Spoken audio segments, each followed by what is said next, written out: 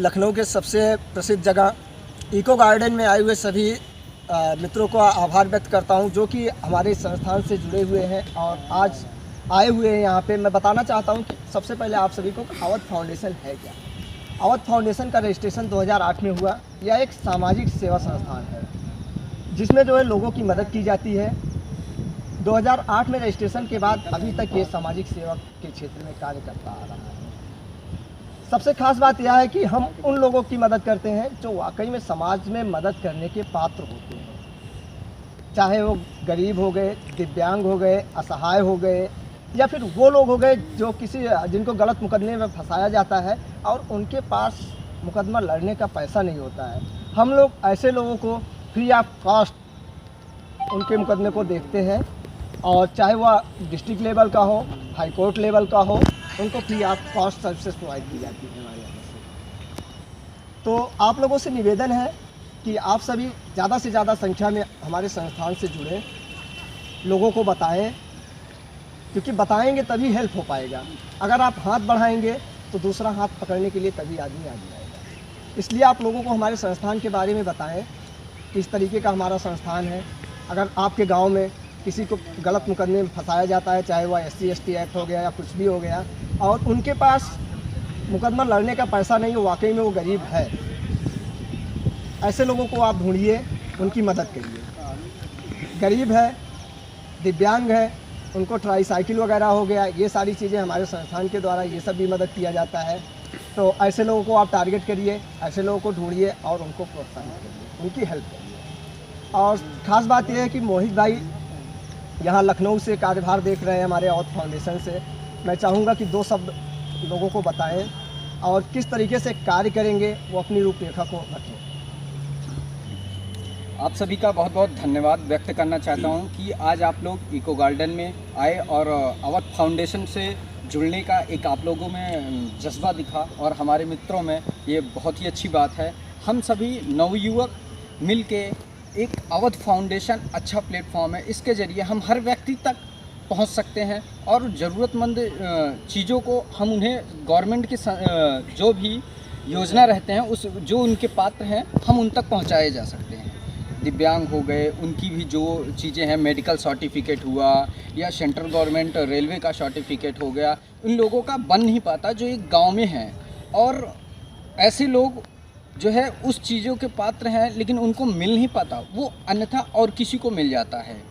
तो हम लोग, हमारी टीम इसके लिए सर्वे करेगी और जो उन चीज़ों के पात्र हैं, सर्टिफिकेट हुआ, UDI कार्ड हुआ और ट्राईसाइकिल हो गया, ये सब चीज़ें उन्हें प्रोवाइड की जाएंगी।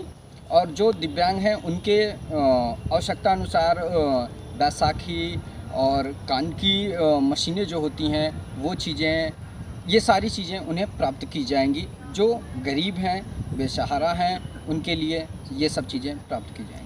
सबसे खास बात यह है कि मैं आपको बताना चाहता हूं कि आज अवध फाउंडेशन से करीब देश भर से 500 लोग हमारे साथ हैं, जो कि वॉलेंटियर के रूप में काम कर रहे हैं, मेंबर के रूप में नहीं, वॉलेंटियर के रूप में, जो खुद सेवा भाव से हमारे साथ जुड़े हैं।